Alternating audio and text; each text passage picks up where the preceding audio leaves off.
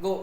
Hi friends, मैं रविशंकर शुक्ला अपने YouTube channel Ravi की क्लास में आप सबका स्वागत करता हूं। आज हम पढ़ने वाले हैं भारत में ब्रिटिश साम्राज्य की आर्थिक नीतियां। ब्रिटिश साम्राज्य की आर्थिक नीतियां बहुत ही आसान भाषा में बहुत ही अच्छे से समझने का प्रयास करेंगे।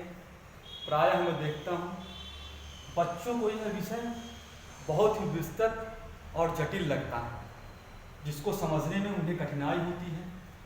इसी बात को ध्यान में रखते हुए मैं इस चार्ट के माध्यम से ब्रिटिश साम्राज्य की समग्र आर्थिक नीतियों को आपको बहुत ही आसान भाषा में समझाने का प्रयास करूँगा। साथियों, आपको न केवल इस विषय को अच्छे से समझना है, बल्कि परीक्षा की दृष्टि से जो भी महत्वपूर्ण चीज़ें हैं उनको साथ ही साथ याद करते हुए भी चलना है। समझना भी है और आपको याद भी करना है। ऐसा नहीं कि चीज़ें याद हो जाएं, समझ में ना आए, समझ में आ जाए, याद ना हो। समझना भी है, याद भी करना है। तो आइए समझने का प्रयास करते हैं। हम इसके पहले ब्रिटिश साम्राज्य के पूर्व भारत की क्या आर्थिक नीति रही है, क्या अर्थव्यवस्था रही है, उसको थोड़ा सा हम समझने का प्रयास करेंगे। जैसा कि हम सभी जानते हैं कि भारतीय अर्थव्यवस्था एक समृद्ध अर्थव्यवस्था रही है। दो प्रमुख बातें देखने को मिलती हैं। भारत एक कृषि प्रधान देश रहा, अभी भी हम देखते हैं ये बहुत सारी जनसंख्या कृषि में संलग्न है। आज भी भारत एक कृषि प्रधान देश माना जाता है। तो उस समय भी यही चीज़ थी, भारत कृषि प्रधान देश था और सबसे बड़ी बात आत्मनिर्भर था। भारत में इसीलिए लोग बाहर से व्यापार करने आए। समय समय पे आप देखेंगे यहाँ पे विदेशी आक्रांताओं ने धन के लालच में संपन्नता को देख के यहाँ लूटने का प्रयास किया। लोग आते रहे। तो इसी कड़ी में हम देखेंगे कि यूरोपीय कंपनियों का आगमन होता है। पुर्तगाली आए, डच आए, अंग्रेज आए, डेनिश आए, फ्रांसीसी आए। लेकिन इन सभी कंपनियों में हम देखेंगे प्रमुखता के साथ सबसे ज़्यादा शक्तिशाली होकर जो हमारे सामने दिखती है, उभरती है भारत में, वो है British east India company. British east India company 1757 में प्लासी का युद्ध होता है और वहीं से भारत में व्यापार के साथ साथ इसका राजनीतिक हस्तक्षेप भी बढ़ जाता है। और 1757 से 1947 तक हम देखते हैं कि हमारा देश भारत ब्रिटिश साम्राज्य के अधीन रहता है। इस समय अवधि में वह देश की अर्थव्यवस्था के शोषण के लिए, देश को लूटने के लिए क्या विभिन्न प्रकार की नीतियां बनाते हैं। यहीं से शुरू होता है औपनिवेशिक युग। औपनिवेशिक युग में हम देखते हैं कैसे अंग्रेज हमारे देश का आर्थिक शोषण करते हैं, यहाँ से धन संपदा को लूट कर अपने मातृ देश ब्रिटेन में पहुंचाते हैं। तो ब्रिटिश उपनिवेशवाद को हम 3 चरणों में बांट के देखते हैं साथियों। प्रथम चरण 1757 से 1813, इस कालखंड में हम देखने का प्रयास करेंगे, समझने का प्रयास करेंगे कि इनकी क्या प्रमुख नीतियां रहीं, अर्थ से संबंधित, आर्थिक नीतियों से संबंधित, व्यापार से संबंधित। तो इसी समय हम देखते हैं कि 1700 आपका बक्सर का युद्ध 1764 ईस्वी में हो जाता है। बंगाल की दीवानी इनको प्राप्त हो जाती है और ये डेट आप लोग याद रखना, 1764 बक्सर का युद्ध होता है। 65 में क्लाइव जो है द्वैध शासन लागू करता है। द्वैध शासन क्या है कि बंगाल का नवाब जो होता था वहाँ रिस्पॉन्सिबिलिटी उसकी होती थी, दायित्व उनके होते थे, लेकिन अधिकार, रेवेन्यू का अधिकार किनके पास था? कंपनी के पास था। दीवानी इनको बंगाल, बिहार, उड़ीसा की दीवानी भी प्राप्त हो गई थी। 1772 ईस्वी आप याद रखेंगे, 1772 ईस्वी में हेस्टिंग्स आते हैं और द्वैत शासन को खत्म कर देते हैं। इस कालखंड को विभिन्न विद्वानों ने लूट की संज्ञा दी है। प्रसिद्ध ब्रिटिश इतिहासकार पर्सिवल स्पीयर का कथन है कि अब बंगाल में खुला और बेशर्म लूट का युग आरंभ हुआ। भारतीय विद्वान के.एम. फणिकर, नाम आपने सुना होगा, डाकू राज्य की संज्ञा इसको देते हैं। डाकू राज्य याद रखेंगे मित्रों कि पणिकर महोदय ने डाकू राज्य की संज्ञा दी। द्वैत शासन लागू होता है, धन का लूट व्यापक तरीके से होता है और इस प्रथम चरण को हम वाणिज्यिक पूंजीवाद के नाम से जानते हैं। इसमें यह प्रमुख रूप से भारत में व्यापार करते हैं। अब तो इन्हें भारत में ही धन भी प्राप्त होने लगा, भारत के धन से ही भारत में व्यापार करते थे और यहाँ से सामान वापस ब्रिटेन ले जाते थे और वहाँ पे बेहतर मुनाफा प्राप्त करते थे, अच्छा मुनाफा इन्हें प्राप्त होता था। और ये इस जुगत में स्टार्टिंग से ही ब्रिटिश ईस्ट इंडिया कंपनी लगी हुई थी। बहुत दिमाग वाले लोग थे, बहुत दिमाग लगाते थे कि कैसे इस समृद्ध देश को, इस समृद्ध अर्थव्यवस्था का पर हमारा एकाधिकार हो, कैसे हम पूरी तरह से भारतीय अर्थव्यवस्था पे अपना कंट्रोल करें। सफल हो जाते हैं, जैसा कि आप देखते हैं विभिन्न यूरोपीय अपने कंपटीटरों को पराजित कर देते हैं। कर्नाटक के युद्ध में फ्रांसीसियों को पराजित कर देते हैं, धीरे से मैसूर, उसके बाद मराठाओं को पराजित करते हैं, सिखों को पराजित करते हैं और अपना व्यापारिक वर्चस्व भारत में कायम कर लेते हैं। तो यहाँ 2-3 बातें ध्यान में रखेंगे। इसे वाणिज्यिक पूंजीवाद के नाम से जाना जाता है, डाकू राज्य कहा पणिकर ने, और द्वैत शासन लागू होता है, धन का लूट होता है, व्यापार पर एकाधिकार हो जाता है। 1813 की तिथि बहुत महत्वपूर्ण है, हम याद रखेंगे। द्वितीय चरण उपनिवेशवाद का प्रारंभ होता है 1813 से 1858 ईस्वी तक। 1813 में चार्टर एक्ट आता है और चार्टर एक्ट में चाय और चीन को छोड़कर कंपनी के व्यापार एकाधिकार को खत्म कर दिया जाता है। हालांकि चाय और चीन के साथ इसका व्यापारिक एकाधिकार अभी बना रहता है, बाकी इस काल में कंपनी के व्यापारिक एकाधिकार को खत्म कर दिया जाता है। ये महत्वपूर्ण है। हालांकि आगे चल के 1833 ईस्वी में हम देखेंगे कि चाय और चीन के साथ भी इसके व्यापारिक एकाधिकार को खत्म कर दिया जाता है। तो इस अवधि में, इस कालखंड में क्या क्या प्रमुख चीजें होती हैं उन पे हम दृष्टि डालते हैं। इसे औद्योगिक पूंजीवाद के नाम से भी जाना जाता है साथियों, ये भी ध्यान रखेंगे। इसे औद्योगिक पूंजीवाद के नाम से भी जाना जाता है। क्या होता है, ब्रिटेन में इस समय औद्योगिक क्रांति हो चुकी रहती है और अब उनके उद्योगों के लिए क्या उपयोगी है, क्या लाभकारी है, क्या उनके हितों की पूर्ति जिस चीजों से हो सकती है, उन चीजों को ध्यान में रख के इन लोगों ने नीतियां बनाई। अगर कंपनी का एकाधिकार बना रहता तो ब्रिटेन के जो और दूसरे व्यापारी थे और जो नागरिक थे, भारत में अगर व्यापार करना चाहते थे तो ब्रिटिश ईस्ट इंडिया कंपनी सबसे बड़ी मार्ग में उनकी बाधा थी। तो इस बाधा को दूर करने के लिए वहां की सरकार पे वो दबाव बनाते हैं और मुक्त व्यापार की नीति शुरू होती है। इसे मुक्त व्यापार की नीति के भी नाम से जानते हैं कि अब ब्रिटेन का हर एक नागरिक, हर एक व्यापारी भारत में जाके व्यापार कर सकता है। वजह, औद्योगिक क्रांति के लिए उन्हें कच्चे माल की आवश्यकता थी, जहां पूर्ति भारत से आसानी से की जा सकती थी। और अब निर्मित माल के लिए जो उनके फैक्ट्रियों में, कारखानों में जो माल बनाए जाते थे, उनकी खपत कहाँ हो, उसके लिए भी उन्हें एक बड़े बाजार की आवश्यकता थी। इस उद्देश्य की पूर्ति भी भारत में आके पूरी होनी थी।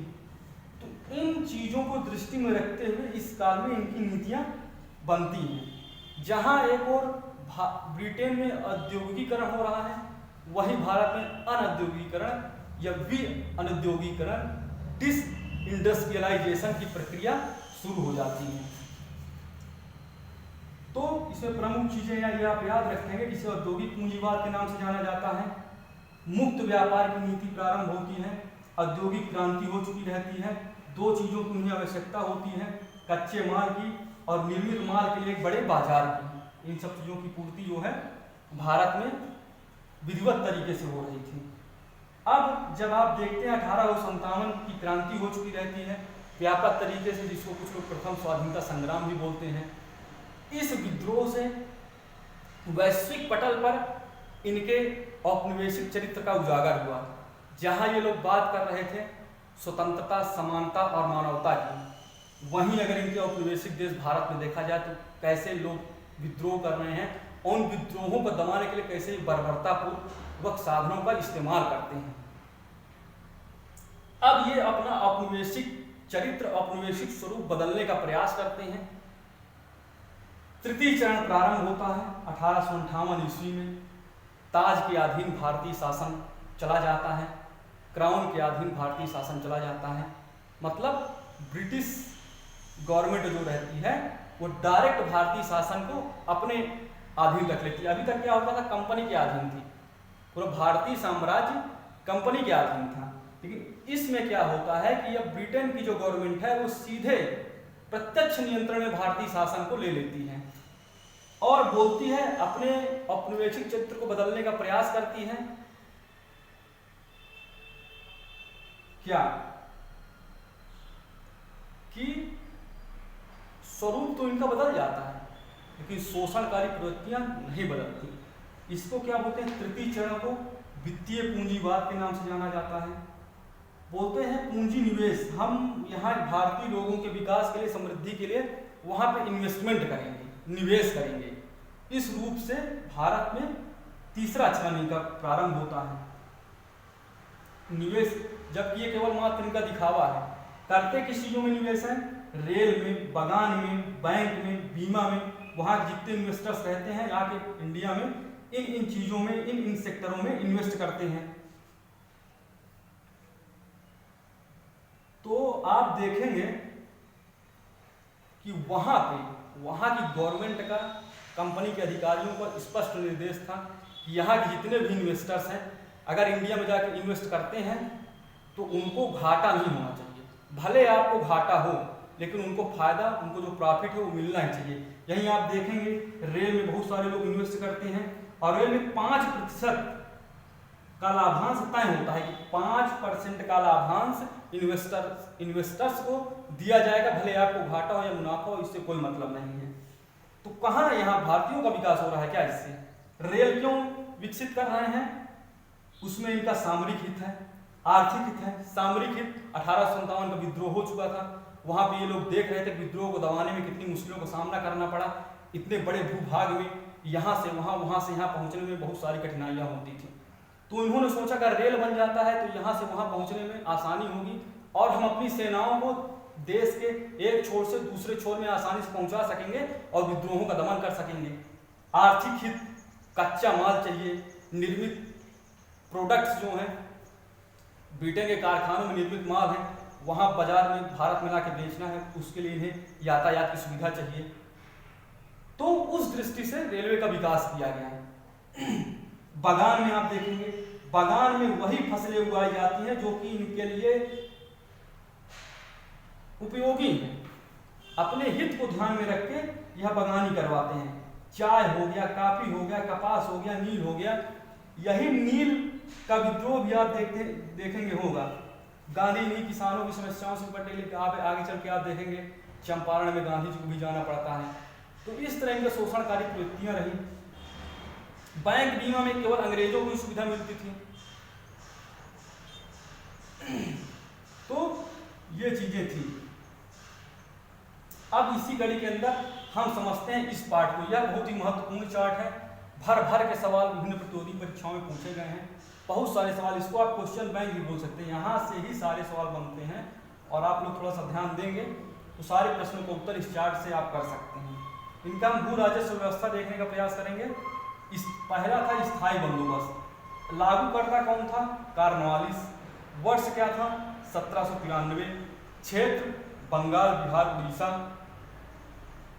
मुख्य बिंदु क्या है? इसे इस्तमरारी बंदोबस्त और जमींदारी बंदोबस्त के नाम से भी जाना जाता है। इसमें क्या होता था कि भूमि का स्वामी जमींदार होता था, वही लगान वसूली करता था और एक निश्चित दर फिक्स थी जो सरकार को इन्हें देना पड़ता था। वो लगान की दर क्या थी? 10/11 सरकार को देना पड़ता था और जमींदार 1/11 हिस्सा अपने पास रखता था।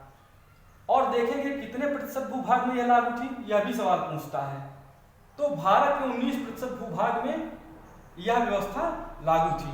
और आगे चल के सूर्यास्त का नियम बहुत बार परीक्षाओं में पूछा हुआ है। सूर्यास्त का कानून और सूर्यास्त का नियम क्या है, वह किससे संबंधित है? सूर्यास्त का कानून स्थायी बंदोबस्त से संबंधित है, इसको जानते रहेंगे।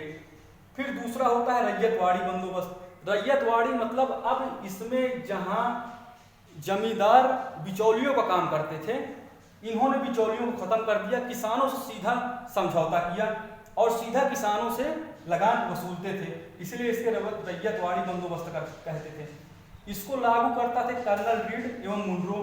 कर्नल रीड मद्रास के 12 महल इलाके में इस पे 1792 में प्रयोग कर रहे थे। करने के बाद मुनरो आते हैं 1820 ईस्वी में, विशेष रूप से इसे मद्रास, असम, बम्बई में लागू कर देते हैं। यह दिशा में बता चुका हूँ कि सीधे किसानों से लगान की वसूली होती थी। लगान का दर क्या था? 1/2 भाग। और यह सब सर्वाधिक ब्रिटिश भू अधिकृत क्षेत्र में सबसे अधिक मात्रा में यही भू राजस्व व्यवस्था थी जो लागू थी। 51% भूभाग, इसको ध्यान में रखेंगे आप, 51% भूभाग में यह व्यवस्था चल रही थी।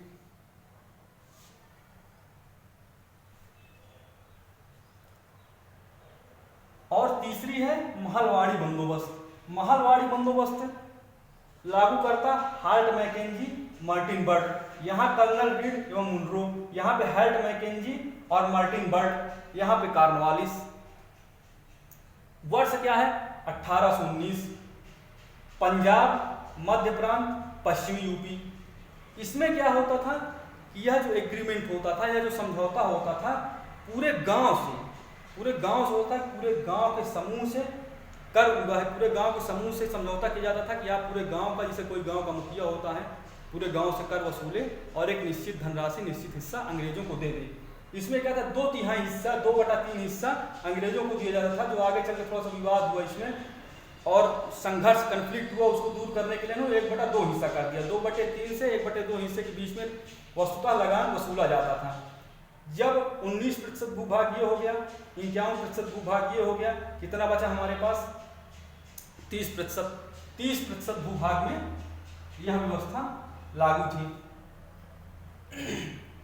इसको आप ध्यान में रखेंगे, कई तरह के सवाल यहाँ से बनते हैं कि स्थायी बंदोबस्त किस क्षेत्र में लागू थी, महलवाड़ी बंदोबस्त के संस्थापक कौन थे, या इसमें कितने प्रतिशत भूभाग पर लागू था और ये क्या थी। इन सब चीज़ों से संबंधित सवाल आपका पूछा जाता है, तो इसको बहुत ही ध्यान में रखेंगे और बहुत ही आसानी से इस चार्ट को आप दिमाग में रख सकते हैं। माइंड मैपिंग के माध्यम से आप चीज़ों को क्लियर करके रख सकते हैं।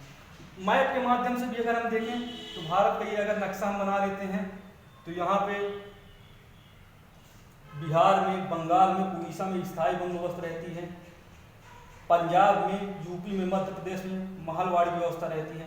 बाकी जो ही बचा हुआ क्षेत्र है, जब आप देखेंगे महाराष्ट्र हो गया, मद्रास हो गया, आसाम हो गया, वहाँ पे रैयतवाड़ी व्यवस्था लागू थी।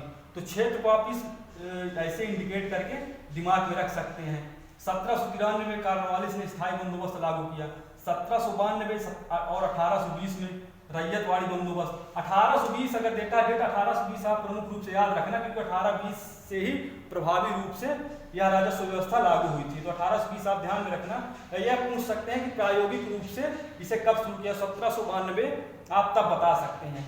1819 में हार्ट मैकेंजी और मार्टिन बर्ट ने महलवाड़ी व्यवस्था आरंभ की।